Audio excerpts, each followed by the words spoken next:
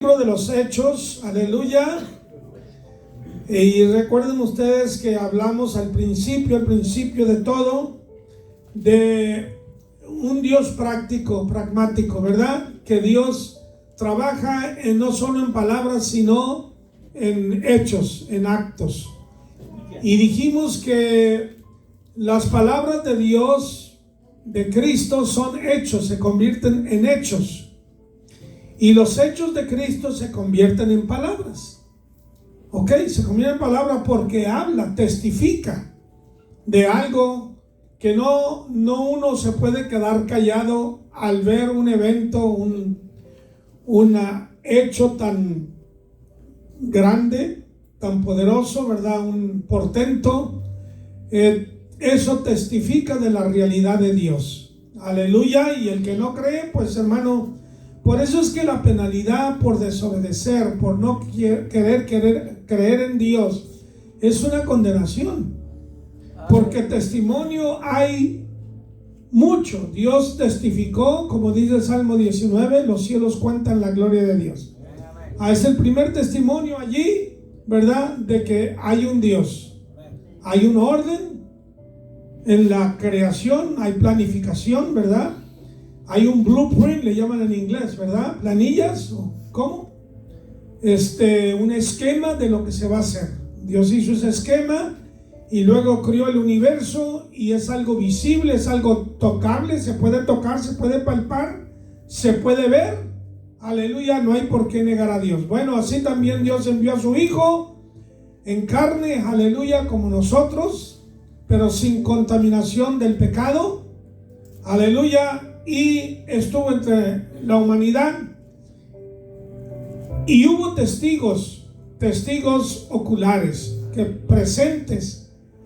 La gente no muere por una mentira, la gente muere por una verdad. ¿Ok? Ahora la persona puede creer en una mentira creyendo que es verdad. ¿Ve usted? La gente muere tome usted estos terroristas musulmanes que creen que si mueren van directamente al cielo. Y les están esperando 72 vírgenes. Esa es la creencia de ellos, para tener orgías sexuales para siempre. Es lo que ellos creen. Y entre eso dice que murió un musulmán terrorista. Murió y se fue al cielo según esto. Y allá lo encontró, ¿verdad? Alá. Y le dijo, ¿y tú? No, digo, pues aquí vengo, ya maté a judíos, maté a cristianos. Y vengo por mi galardón, quiero la vida eterna y mis 72 vírgenes. No, espérate, te equivocaste. No son 72 vírgenes, es una virgen de 72 años. Se desilusionó bastante, ¿verdad? Aleluya, dice la palabra en Hechos capítulo 8, versículo 26, gloria al nombre del Señor.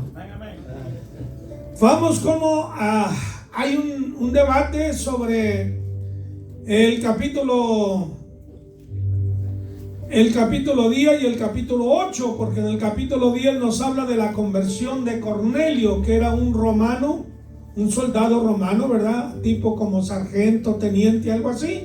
Tenía a su cargo 100 hombres, ¿verdad? Y él era gentil, no era judío. Y se convirtió a Cristo. Bueno, ese es uno de ellos. Dicen que ese fue el primer creyente gentil. Pero realmente, hermanos, cuando vamos aquí al capítulo 8, tenemos un antecedente a aquello. Porque tenemos a un hombre gentil, un etíope. Un etíope es uno de la República de Etiopía. Yo estuve en Etiopía, que está al noreste de África, ¿ok? Al noreste, rumbo a Israel, porque Israel queda más al oriente. Y bueno, los países van cambiando sus demarcaciones por las guerras, por acuerdos, etcétera, a través de los años. Pero en aquel tiempo era lo que hoy se conoce como Etiopía. Eso es lo que también habla de Cus en varias partes de la Biblia. habla de Cush, ¿verdad? O Cus, eso es Etiopía, cubría algo de la República del Sudán también. Bueno, dice la Biblia, un ángel del Señor habló a Felipe diciendo: levántate y ve hacia el sur por el camino que desciende de Jerusalén a Gaza, el cual es desierto. Aleluya. La primera palabra que tenemos ahí es un ángel del Señor. Es muy importante saber quién nos habla, hermanos, y cómo Dios nos habla, porque hay ángeles caídos. Hay demonios que hablan también. Amén. Articulan. Ok, usted oye la palabra o siente el impulso interno. Satanás emula mucho, hermanos, o copia mucho lo que Dios hace. Aleluya. Pero la Biblia nos habla cómo Dios usó a los ángeles en el Antiguo Testamento. Amén. Lot fue visitado por ángeles, Abraham fue visitado por ángeles, en fin, Job, etcétera. Muchas personas en el Antiguo Testamento fueron visitados por ángeles y se les dio mensaje, se les dio palabra de Dios, y cada palabra que estos mensajeros de Dios es lo que quiere decir ángel, un mensajero. Cuando usted lee el capítulo 2 y 3 de Apocalipsis, Dios hablando a las 7 iglesias, dice: habla al ángel de la iglesia. ¿Quién es el ángel de la iglesia? Él es el pastor de la iglesia, él es el mensajero de Dios, es el vocero de Dios. Y entre paréntesis, déjeme decirle que es muy importante, hermano, primero conocer quién es el vocero de Dios y luego estimar, tener en alta estima, dice la Biblia, a aquellos que trabajan por el Señor. Y yo he tenido experiencia porque he sido pastor, mi padre fue pastor. La actitud del pueblo, hermanos, que tratan al pastor como si fuera un nadie, como si fuera casi basura. No les importa de él, no cuidan de él, no saben si come o no come. Yo estuve aquí de pastor, estuve por lo menos un año sin agua en la casa. Por lo menos un año, 2 años que no pude pagar la renta en esa casa. Y pastoreando y luego yendo a predicar. No hubo un hermano de la iglesia, uno, que se le ocurriera: hermanos, vamos a levantar una ofrenda especial, o vamos a hacer una actividad, a lavar carros, hacer tamales, comer algo para pagarle al pastor ese bill de agua que tiene. No era mucho, pero yo no tenía el dinero para pagarlo. Y cuando yo veo esto, me estoy dando cuenta que o yo estoy muy deficiente como pastor, porque no estoy llegando al corazón, o estoy hablando a un pueblo mal agradecido que no sabe valorar mi trabajo. Porque secularmente hablando, si usted es maestro, le dan un buen salario. Si es ingeniero, si es médico, si es abogado, si es todo, hermano, le dan un buen salario. Usted donde trabaja, le pagan. ¿No le pagan? El día que no le paguen, sigue trabajando. Pero los pastores sí lo hacen. Trabajan a veces, muchas veces, hermanos, sin pago de la iglesia. Hermano, mire, estoy enfermo, por favor, venga a orar por mí. Ahí va el pastor. Usted no sabe si trae gasolina el carro o no trae. Bueno, les puedo dar muchos ejemplos, ¿verdad? Pero lo que le quiero enfatizar es que usted debe valorizar el trabajo del siervo de Dios. Amén, hermanos. Algunas iglesias lo hacen. Yo soy testigo del tiempo que he estado aquí, que ustedes lo hacen. Porque sin pedirles nada, hermanos, ha salido espontáneamente de su corazón ayudar este ministerio. Y creo que ayudan a su pastor también. Y eso se agradece, y eso me dice que usted valoriza la palabra de Dios. No le estoy pidiendo nada, no estoy esperando nada. Solamente, ¿verdad?, quiero encomiar a las personas, reconocer a las personas que hacen por la obra de Dios. Porque he estado en muchos lugares, muchos, que olvídese. Bueno, un ángel del Señor, dice Gálatas capítulo 1 versículo 8, Pablo hablando: si yo o un ángel del cielo viniera y predicare otro evangelio que el que ya hemos predicado, sea anatema, sea maldito, sea rechazado. Parece como que Pablo sabía que a los musulmanes pretendieron la misma cosa. ¿Quién fue el fundador de Islam? ¿Cómo? Mahoma, gracias, en el siglo VI, ¿verdad? 640 creo. Era un pedófila, ¿verdad? Este hombre. Y él pretende de que le habló un ángel. Los mormones también pretenden la misma cosa. José Smith le habló el ángel Moroni. Pues yo no sé si habrá un ángel que se llame así o no. ¿Cuáles son los testigos? ¿Dónde están los testigos? Pero cuando hablamos de la persona de Cristo, hay testigos que murieron por una verdad, con convicción. Amén, hermanos. Por eso que este testimonio lo podemos proclamar, predicar sin vergüenza, sin temor, sin duda, sin cobardía, con confianza, con autoridad. Porque dice la Biblia que en boca de 2 o 3 testigos conste toda palabra. Primera de Timoteo 5:19. Y la Biblia tiene más que 2 o 3 testigos. Tiene centenares de testigos. Ustedes son testigos ahora. Amén. ¿Cuál es el testimonio de usted? Que si usted era un borracho, Cristo le quitó eso. Si andaba en drogas, Cristo, si era un adúltero, si era un asesino, si era lo que haya sido, hermanos, Cristo se lo quitó.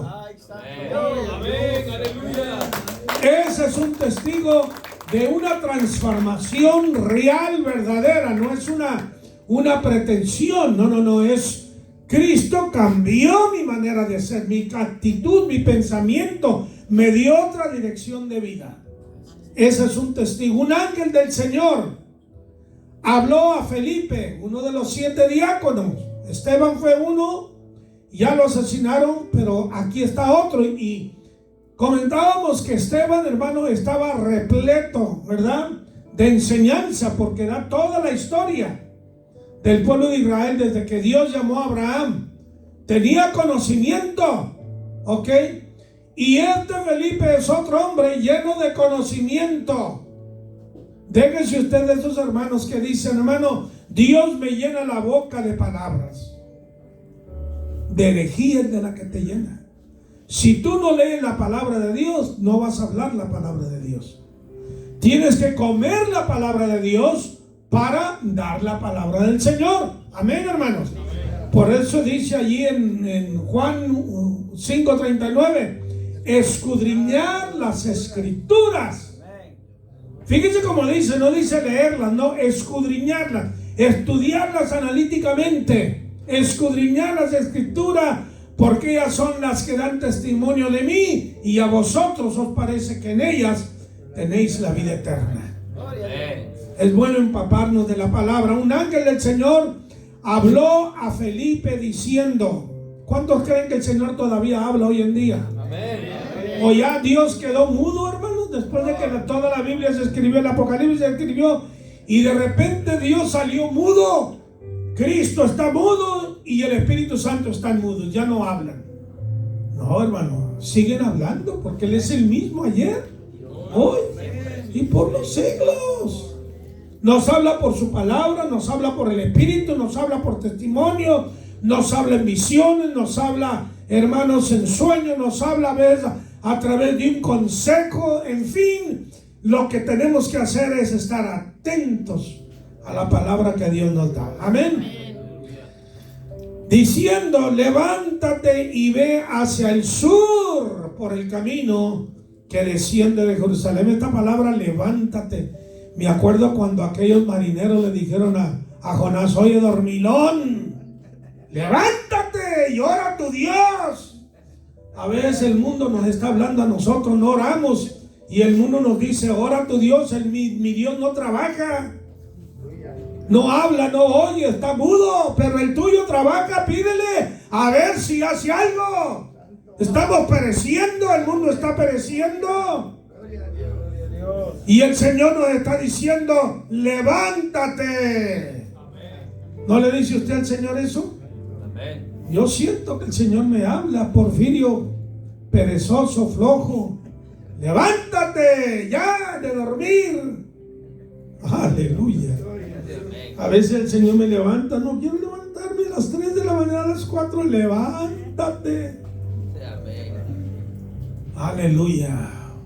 Pues se levanta para ir a trabajar. No, allí dormido en la cama trabaja. ¿Quiere dinero? Pues levántese, vaya a trabajar. ¿Queremos almas? Hay que trabajar para Cristo. Aleluya, alábale. Y luego el Espíritu Santo hace una cosa, el ángel del Señor, aleluya, muy específica, muy claramente, levántate y ve hacia el sur. No fue como Abraham que le dijo que salió sin saber a dónde iba. No. Y le da instrucciones muy claras. Ve hacia el sur. ¿Por qué? Porque hacia el sur de donde estaba Jerusalén está, hermano, hacia el suroeste está ese estrecho de Gaza, ¿verdad? The Gaza Strip le llaman hoy en día. Muy bien, ahí está Gaza. Aleluya. El cual es desierto. Vas a ir por un desierto. Y a veces los desiertos no nos gustan, hermanos. Porque a veces hay bosques, a veces hay bestias, hay animales. Pero el Señor va con nosotros. Leí el librito, el testimonio de el avivamiento que hubo en la década de los 60 en Indonesia. ¿Saben ustedes que Indonesia es el país que tiene más musulmanes en el mundo? Es una isla, se compone de varias islas, pero tiene más musulmanes que cualquier otro país. Y en los 60, hermanos, estos no son cuentos, no son historietas, son testimonios reales. Se derramó el Espíritu Santo en una forma tan grande. Iban jóvenes, iban niños por las junglas, hermanos, cruzando junglas. Se encontraban con bestias que no los tocaban, no les hacía nada.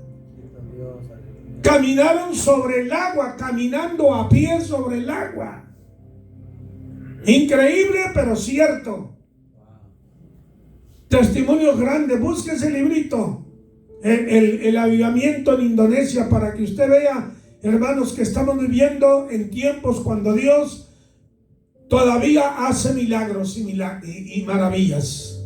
Aleluya. Así Dios, a través del ángel, aleluya, le dice: ve hacia el sur, desciende de Jerusalén a Gaza, el cual es desierto. Entonces él se levantó, obediencia, y fue. Dios llamó a Abraham, dice la Biblia, y salió Abraham. Qué bueno, aquí está el pragmatismo, lo práctico de la persona.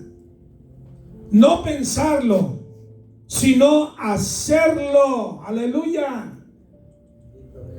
Dios te dice algo, pero asegúrate que es el Señor, no que es otra persona.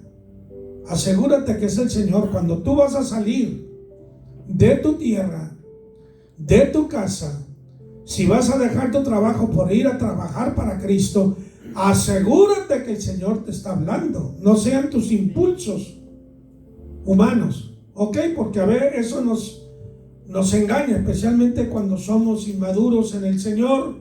Tenemos poco tiempo, tenemos mucho entusiasmo, queremos hacer lo que hicieron los discípulos, los profetas, pero recuerda que tú no eres uno de los apóstoles, ni eres tampoco uno de los profetas. ¿Ok? Hay que tener cuidado a cómo Dios nos dirige. Les digo esto para librarlos, hermanos, de errores, ¿ok? Que te puede hacer tropezar y luego tú te desilusionas y te confundes. Aleluya. Entonces fue y sucedió que un etíope, eunuco, funcionario de Candace, reina de los etíopes, el cual estaba sobre todos sus tesoros y había venido a Jerusalén para adorar. Vemos que este hombre era un hombre de alto nivel, de alta alcurnia, ¿verdad? En el gobierno de Etiopía. Estaba encargado, era tesorero, estaba encargado, hermanos, de la tesorería del país. Parecía que servía a la reina Candace. Parece que es un título, como Faraón es un título, Herodes es un título. Así Candace era posiblemente un título, pero era realmente reina de los etíopes, una persona con una función muy importante, muy grande. Y este hombre etíope, fíjese, teniendo todo eso, toda esa opulencia, toda esa comodidad, esos gran salarios, hermano, una posición elevada socialmente, sin necesidad quizás de ninguna cosa terrenal, viene a adorar. Es un prosélito, es un gentil que viene a adorar a Jerusalén. El prosélito adoptaba ciertas costumbres, ¿verdad?, de los judíos, ciertas costumbres, rituales judíos, pero la verdad era que lo hacían con sinceridad. Y la sinceridad, la honestidad, la entrega de este hombre, de este etíope, es lo que admiro yo. Veo yo sinceridad en él, veo yo empeño, dedicación. No importa qué religión tú seas, si no tienes empeño y dedicación, puedes ser pentecostal, evangélico y lo que sea, pero si no tienes dedicación, empeño, hermano, consagración, vas a ser un cristiano chafa, wishy-washy, le dicen los americanos. Muy superficial, muy debilucho. ¿Ok? Porque así eres. Esa gente veo que se casan y se divorcian, y se casan y se divorcian. Andan en este trabajo y luego van al otro y nunca están estables. Bien dice, ¿verdad? Santiago, el apóstol Santiago, creo es el capítulo 1, versículo 8, creo por ahí. Dice que un hombre de doblado ánimo, en inglés dice a double-minded person, uno de doble mente, una persona que no se enfoca, que no se dedica a algo, es inconstante. Inconstante, no le puedes hacer confianza. Hay por eso muchos matrimonios que no duran, porque es inconstante. Hay mucha gente en la iglesia, cristianos o cristinos, no sé, pican aquí, pican allá y pican allá y nada está bien, solamente ellos. Y se dedican a dividir iglesias. Anoche hablaba con un pastor y me decía, no, hermano, este hombre que vino, dice, y ha andado aquí y allá y ninguna iglesia está bien, según él. Y ahora le anda dividiendo la iglesia. Y los hermanos se andan creyendo. Bueno, es otra cosa, ¿verdad? Pero en este hombre yo veo sinceridad, veo consagración, veo dedicación, veo honestidad, veo empeño, veo sacrificio, abnegación. ¿Qué necesidad tiene este hombre que venir de África, hermanos? Si no es judío, es un gentil. Y tiene que venir hasta Jerusalén a adorar. Gloria a Dios, aleluya. Pero ¿saben lo que hace la consagración? Miren, estoy hablando cosas que son reales y verdaderas. Usted lo puede hallar en el YouTube, Google it, búsquelo. En estos años, siglo XX, XXI, han hallado etíopes, judíos. Sí, hermano. Tengo una pregunta, hermano. Es muy interesante lo que está hablando acerca de este diácono evangelista, ¿verdad? Y misionero también. Pero la pregunta es respecto a unos términos que se usan concerniente a la, vamos a decir, de los cambios que se operan entre un gentil para aceptar al Dios de Israel. ¿Podría explicarnos, número uno, qué es un prosélito? Porque este hombre era un prosélito. Número dos, ¿qué es un eunuco? Digo, es muy importante, ¿verdad? Sí, claro que sí, que los hermanos que hoy están aquí sepan lo que es un prosélito, Ok. el proceso para llegar, ya saben, a donde quería llegar. Y también que es un eunuco, que ellos entiendan, y más tarde por las redes sociales, que también los que están comenzando a leer la Biblia entiendan esos términos, porque el sabor viene cuando usted entiende, ¿verdad? Si yo le hablo en chino y usted no sabe chino, usted no disfruta la conversación, ¿o sí? ¿Verdad? Adelante. Ok, está bien, hermano. Prosélitos, hermanos, era un gentil, no importa de qué lugar fuera, ¿verdad? Que había oído del Dios de Abraham, el Dios de los judíos, el Dios de los hebreos, el Dios que había hecho milagros. Había oído de ello, había oído de la ley, ¿verdad? Entonces él adoptaba, ¿verdad? Se convertía como en un judío, no de raza, pero en cuanto a la fe, a los principios, a los valores, a las prácticas de la ley de Moisés. Y se identificaba, había un proceso ceremonial para recibir a estos gentiles, ¿ok? Y se adherían al pueblo judío, adoraban con ellos, venían a observar las fiestas de los judíos. Y esto era lo que era un prosélito, hasta donde yo sé, mi hermano. Ok.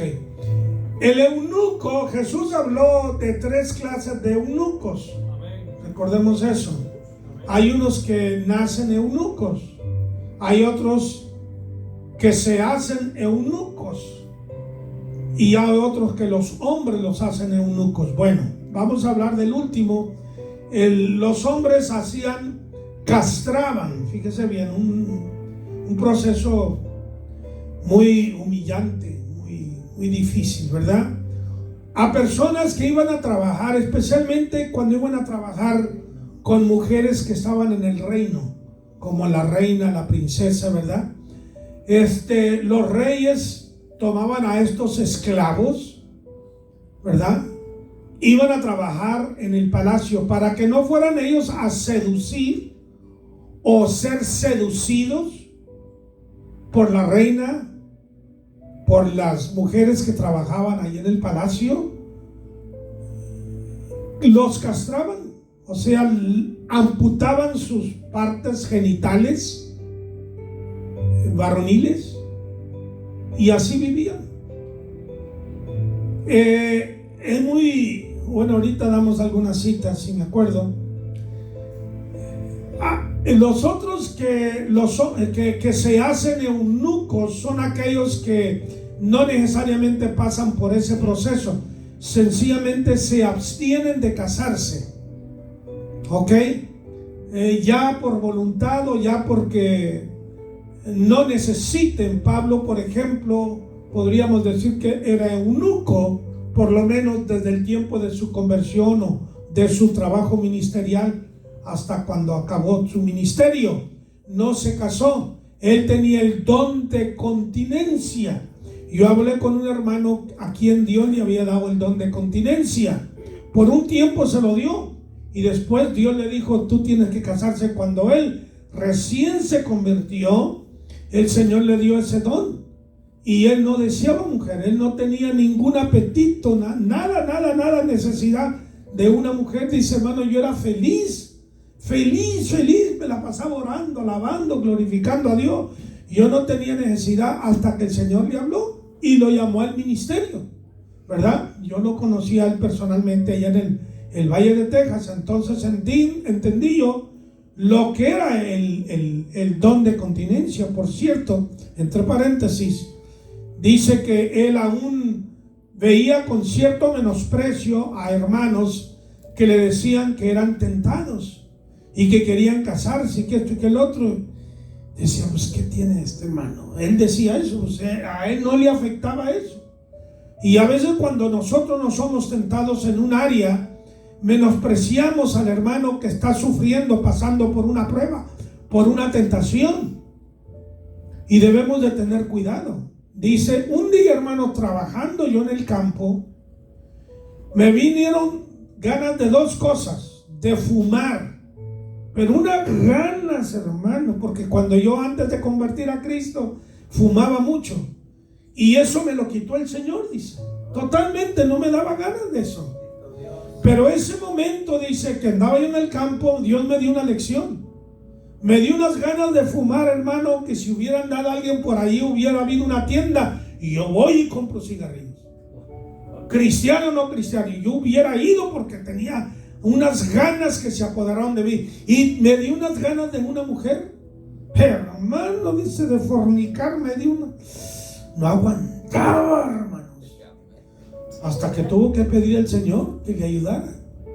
Ve usted, por eso Pablo tiene mucho cuidado al decir, todo lo puedo en Cristo que me fortalece. Y yo he trabajado más que todos los apóstoles, pero no yo, sino la gracia de Cristo en mí. Y todos nosotros lo que hacemos por Cristo no es por nosotros, es por la gracia de Cristo Jesús. Es por su fuerza, es por su fortaleza, es por ese don que Él nos da, por esa habilidad extraordinaria que en lo humano no lo tenemos, pero Él lo hace posible. Amén. Muy bien. Entonces eso era, hermanos, lo del eunuco. Ahora, el eunuco, fíjese usted, no podía entrar en la casa de Dios. En Deuteronomio 23, voy a leerle allí, 23:1, le voy a leer solamente un pasaje, también está en Levíticos 21:20, pero en Deuteronomio, capítulo 23, versículo 1 dice, no entrará en la congregación de Jehová el que tenga magullados los testículos o amputado su miembro viril. Fuera, no entras al templo, al tabernáculo. Así que usted se imagina, hermanos, el complejo de inferioridad, de persecución, de menosprecio que se desarrolla una persona que no por su propia voluntad, por un accidente, por una enfermedad, por lo que haya sido, tenga este defecto. Entonces ese eunuco, aunque ocupaba un puesto muy elevado, sin embargo, imagínese usted cómo, por lo menos en su juventud, posiblemente ya de adulto también, tenía ese complejo. Dios es un Dios de grandeza y de misericordia. En Isaías 56,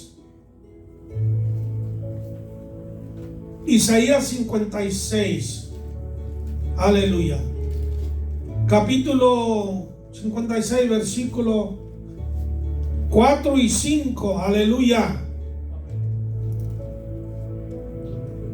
Dice así el versículo, vamos a ver desde el versículo 3.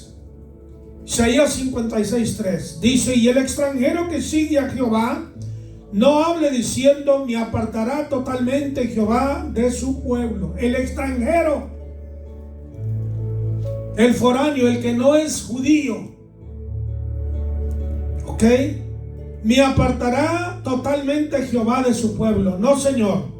Ni diga el eunuco, he aquí, yo soy árbol seco. Porque así dijo Jehová a los eunucos que guardan mis días de reposo y escojan lo que yo quiero y abracen mi pacto. Y yo les daré lugar en mi casa y dentro de mis muros, y nombre mejor que el de los hijos e hijas, nombre perpetuo les daré, que nunca perecerá. Aleluya. Qué grande es nuestro Dios, qué misericordioso, qué bondadoso. Ahora Dios está diciendo, yo voy a abarcar a todos, voy a darle oportunidad a todos. Allí mismo en Isaías, creo que es el capítulo 43 por allí, dice, mi casa casa de oración será llamada. Para todos los pueblos. ¿Cómo dice? Para todos los pueblos. Fíjese cómo dice, no dice por todos los pueblos, que es una cosa muy diferente. Por todos los pueblos, para todos los pueblos. Quiere decir para servir, para dar la bienvenida a todos, para dar oportunidad a todos. Eso es lo que quiere decir para. Si dijera por todos los pueblos, quiere decir que todos los pueblos se convertirían a Dios. Todos dijeran, esta es casa de Jehová, yo voy a adorarle. Pero no es así. No todo el mundo adora al Señor. Amén. Mi casa, casa de oración, será llamada para todos los pueblos, en plural. Recordemos que cuando Dios habla del pueblo judío, habla siempre en singular. Cuando Dios habla de los pueblos gentiles, habla siempre en plural. Habla de dos o más. ¿Ok? Entonces ahí está hablando el Señor y vemos que entonces cumple lo que dice aquí. A ver, vamos al Salmo 68. Aleluya. Salmo 68, versículo 31. Aleluya. Bendito Dios. Dice la palabra: vendrán príncipes de Egipto. Etiopía se apresurará a extender sus manos hacia Dios. Habla Dios de los egipcios, habla Dios de los de Etiopía. Un Dios universal. No el globalismo que se está promoviendo, ¿verdad? No, eso es otra cosa. Esas son las religiones tratando de acaparar otras religiones menores, las más grandes a las menores, hasta que haya solamente una religión sobre la cual el anticristo reinará, o gobernará, o dirigirá. Aleluya, no estamos hablando de eso. Estamos hablando, hermanos, de que a todo el mundo Dios abre la puerta, Dios abre la oportunidad. ¿Ok? Sin excepción. Qué bueno es nuestro Dios, que no hace excepción de personas. Hombres, mujeres, esclavos, siervos, como a príncipes. No vayan a pensar que muchos dicen, no, los ricos no se salvan porque son ricos. No, hermanos, eso es una mentira. Eso no dice la Biblia. Son invenciones de los hombres que saben medio leer pero no entienden lo que están leyendo. Ok, la salvación es para rico, para todo el que clamare el nombre del Señor será salvo. Alábale, gloria a Cristo, gloria al Señor, aleluya. Gloria a Dios. Aleluya. Muy bien, seguimos, hermanos. Dice que había venido a Jerusalén a adorar. Qué bonito, hermanos. Y el lugar de Jerusalén es el lugar de adoración. Aquí el templo, nueva revelación, es el lugar para adorar. Aleluya. Todas las casas del Señor donde se invoca el nombre del Señor es para adorar, para bendecir, para glorificar el nombre de Cristo. La Biblia dice que debemos ir siempre. Ahí en Hebreos 10:25 creo dice: no dejéis vuestras congregaciones como algunos lo tienen por costumbre, más cuando veis que aquel día del Señor se acerca. Y nosotros estamos viviendo en ese día que podemos ver con los ojos espirituales, aleluya, que el Señor se acerca. No deje de venir a la casa de Dios. Usted lo necesita, yo lo necesito, todos lo necesitamos. Gloria a Cristo Jesús. Muy bien, dice: volvía sentado en su carro y leyendo al profeta Isaías. Y el Espíritu dijo a Etiopía: acércate y júntate a este carro. Primero el ángel le da instrucciones, y ahora el Espíritu, en letra mayúscula, el Espíritu se está refiriendo al Espíritu Santo del Señor. Le habla a Felipe, no sé si audiblemente, no sé si en el Espíritu. A mí el Señor me ha hablado en el Espíritu varias veces, nunca me ha hablado audiblemente, pero me ha hablado en el Espíritu, aleluya. Y le dice a Felipe: acércate y júntate a este carro. ¿Qué hizo Felipe? Se alejó, se fue. No, hermanos, obedeció al Señor. ¿Tú obedeces al Señor cuando Dios te habla? Amén, gloria a Dios. Obedece al Señor, hermano. No le pongas, cuando el Señor te dice algo, te voy a dar un consejo.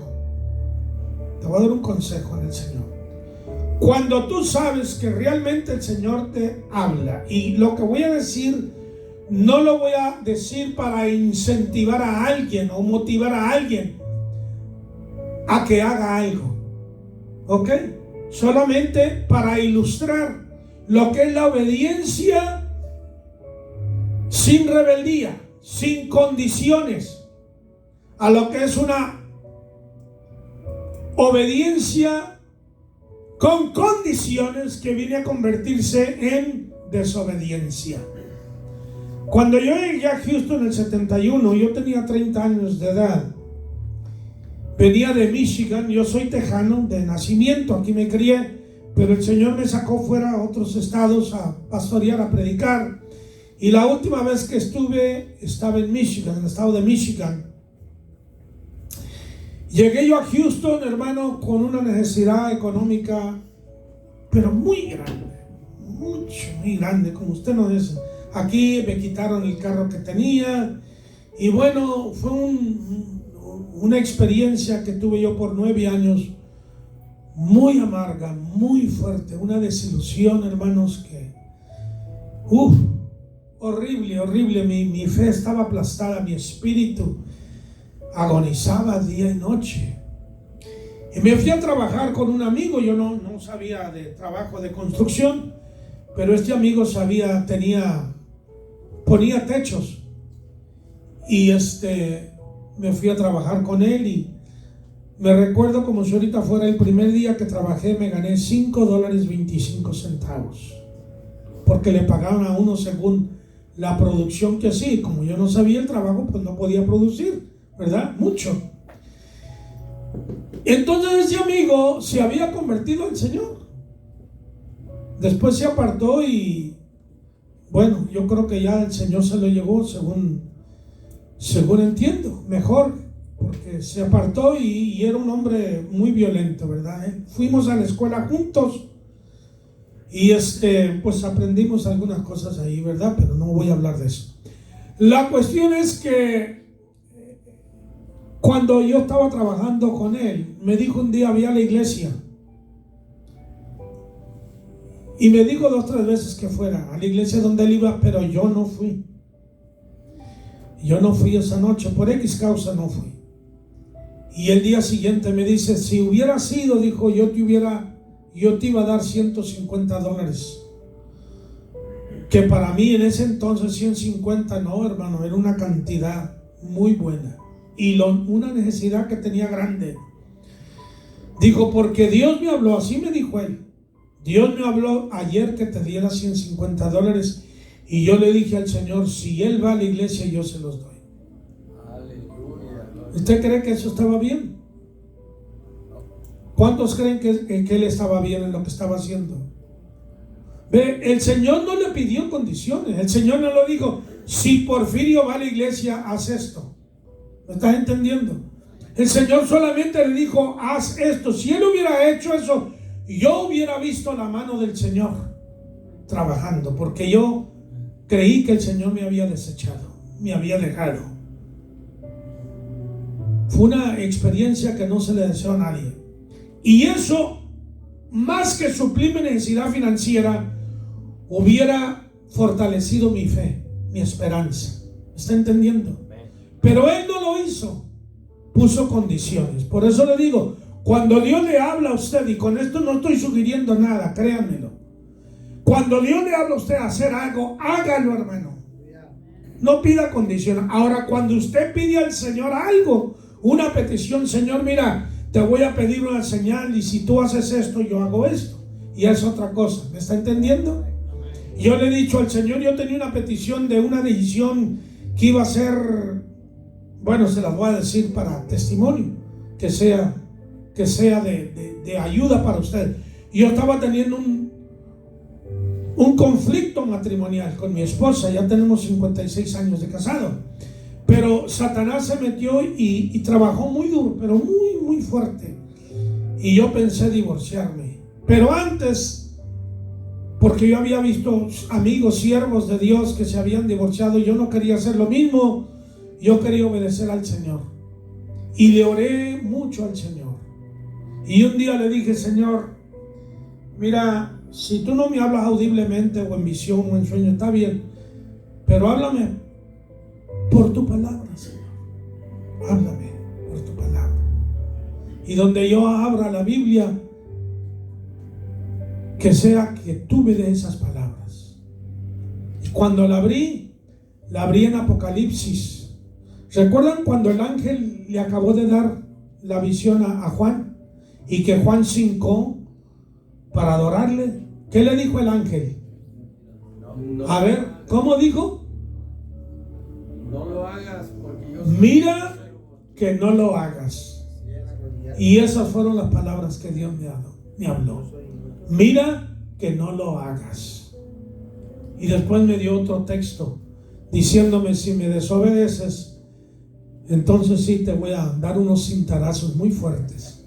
Ay, Señor, todavía más. No, está bien, tú ganas, Señor. Aguanto lo que quieras. Y mire, Dios nos ha dado victoria hasta hoy. ¿Ves? Obedeciendo al Señor. Digo, cuando tú pides una señal al Señor es una cosa, pero cuando Dios te da una directiva, cuando Dios te dice algo y que sabes que es de Dios, si no estás seguro, busca a Dios. Asegúrate, porque esa decisión que estás haciendo posiblemente sea grande, sea seria. Y no quieres traer fracaso, desilusión a tu vida o a tu matrimonio o a tus hijos, ¿ok? Pero cuando Dios te dice algo directamente, estás seguro que lo haces, hazlo y todo va a salir bien. Y es lo que vemos aquí, hermanos, con Felipe, un hombre dedicado, consagrado, obediente, decidido, un diácono convertido en un evangelista, en un obrador de milagros. Aleluya. Dios puede hacer eso contigo y conmigo también, mi hermano. Dios lo puede hacer. Dios anda buscando gente que le obedezca, que le oiga y que le obedezca. Aleluya.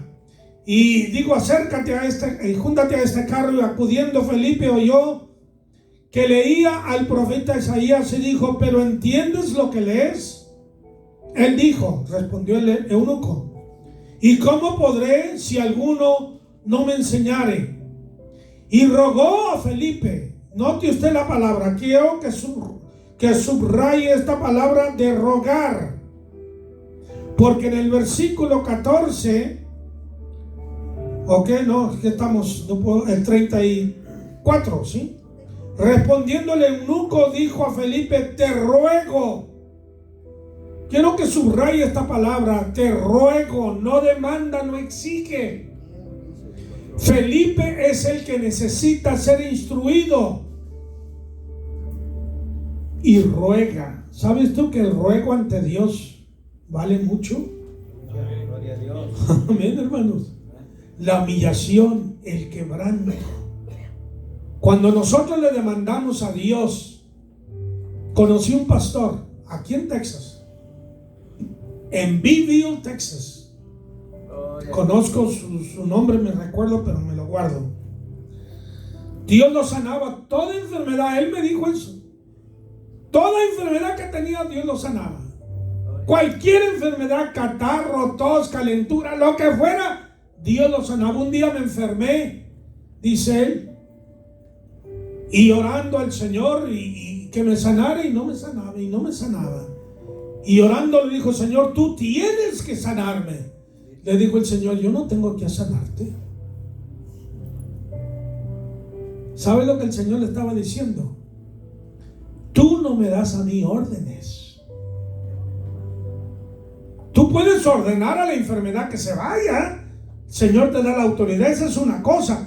Pero decirle al Señor y exigirle: tú tienes que, le dijo el Señor, no vas a tener que ir al médico. Pues no voy. Pues no vayas. Sí, hermano. Está muy de moda hoy en día con los predicadores y maestros de la prosperidad que siempre están diciendo yo decreto. Sí, sí. Entonces la pregunta es, ¿puede el ministro de Dios decretar para que se lleve a cabo algo? ¿Es bíblico eso? Ya que Hasta cierto grado, sí. millones de personas, Sí. ¿verdad?, creen que el cristiano puede decretar. Y yo no he encontrado en la Biblia, todavía, yo no lo he encontrado, Sí. un lugar donde alguien pueda decretar. Yo estoy hablando de humano. El único que puede decretar es Dios. Amén. Ahora, un profeta decretaba, pero él decía, así dice el Señor. Exacto. Y cuando él decía, no soy yo, el decreto viene de él. Así dice el Señor. Yo decreto que ese huracán no va a hacer daño aquí. Y luego resulta de que, y yo decreto que el COVID no va a matar a nadie. ¿Y qué pasa? Esos decretos no se cumplieron. Entonces, quiere decir que cuando usted escuche a alguien que decreta algo, ahora que ya tenemos la palabra escrita, el único que puede decretar es Dios, hermano. Amén. Y cuando alguien lance un decreto tomando el lugar de Dios, no le tenga miedo, no le temáis. Porque el único que puede decretar ahora que ya tenemos la Biblia escrita es Dios, el Espíritu Santo, y nadie más. Así lo creo yo, hermano, pero Sí, sí. mucha gente cree a estos charlatanes Sí. que están decretando. ¿Y qué están haciendo? Tomando el lugar de Dios. Entonces, eso es muy grave, hermano. Cuando se endiosa a un hombre, cuando usted le cree a alguien, por ejemplo, muchos, Benny Hinn, Luna Maldonado, un chorro, Ronnie Chávez, un montón, ¿verdad? De estos falsos profetas y maestros viven decretando, hermano, y nunca se cumplen sus decretos. Entonces quiere decir que son adivinos, son mentirosos, hijos de Belcebú. Sí. Bueno, esos decretos están como aquellos que vieron a Pablo echando demonios y dijeron en el nombre de Pablo o en el nombre de Jesús a quien Pablo predica. Y el endemoniado le dijo, no, yo a Pablo lo conozco y yo sé quién es Jesús, eso yo lo respeto, pero tú. Y eran 7 de ellos y los pateó a todos, hermano. Mire, yo estoy de acuerdo con el pastor. Hay cosas, por ejemplo, en la sanidad divina, que Cristo ya obró en la cruz del Calvario. Lo que es el perdón de los pecados, lo que es la sanidad divina, es bíblico. Ahí está, en este pasaje que estaba leyendo, el eunuco, Isaías capítulo 53. Y vemos a los apóstoles que el Señor les dio autoridad para echar fuera demonios, ¿verdad? Para echar fuera enfermedad. Esa es una cosa. Pero otra cosa es, y eso no es para mi beneficio, no, eso es para beneficio de otros, del reino. Y eso es para que el nombre del Señor sea ensalzado. Al ver un milagro, una sanidad, el pueblo teme a Dios y alaba a Dios y glorifica a Dios. Cuidado cuando el hombre se acredita algo para sí mismo. Eso es muy peligroso. ¿Entienden? Hasta allí podemos nosotros tener cierta autoridad del Señor para hacerlo. Como dijo el hermano, el profeta hablaba.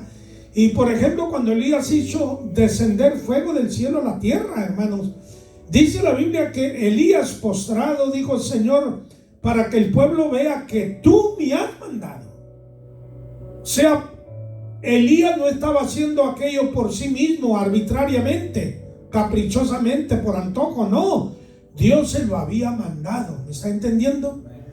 Y cuando leemos en Apocalipsis capítulo 11 de los 2 testigos, es algo que Dios les va a dar autoridad para cerrar los cielos, para que no llueva, para que descienda fuego del cielo a la tierra, etc.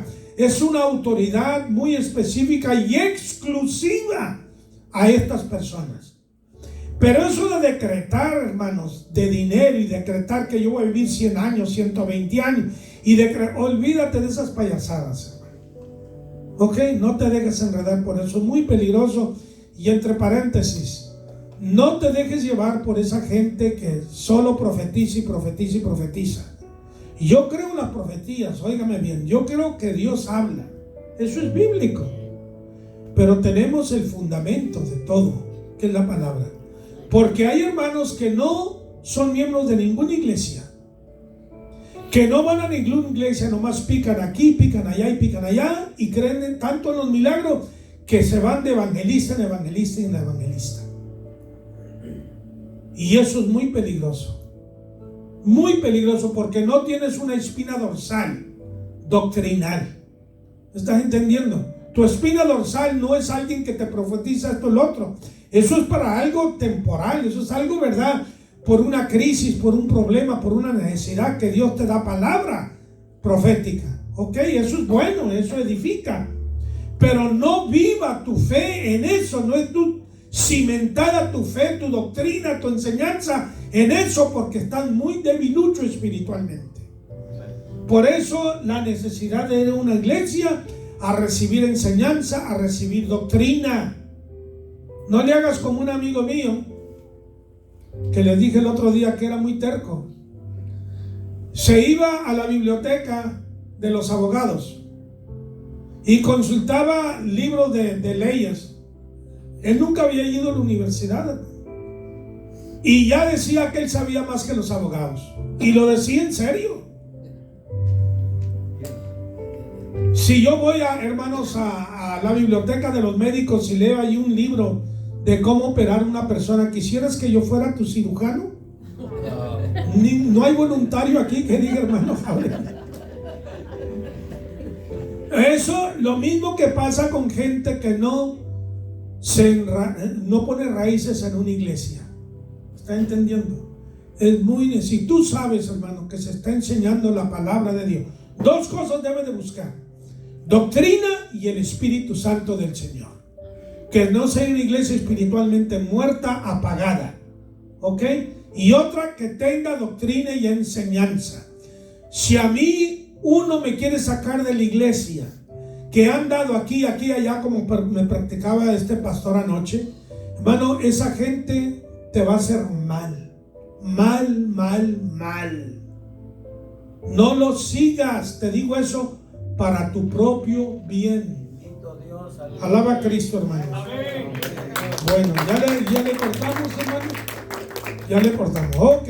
Entonces, hermano, ya sabemos el resto. Léalo en la casa en su casa, y vemos la conversión de este eunuco. Vemos cómo el Espíritu Santo llevó milagrosamente, hermanos, a Felipe, lo transportó. Es el mismo Dios de ayer, hoy y por los siglos. Dios me les bendiga. Dios me les guarde, hermanos. Bendición a todos. Gracias por su tiempo, su paciencia también. Aleluya. Y por permitirme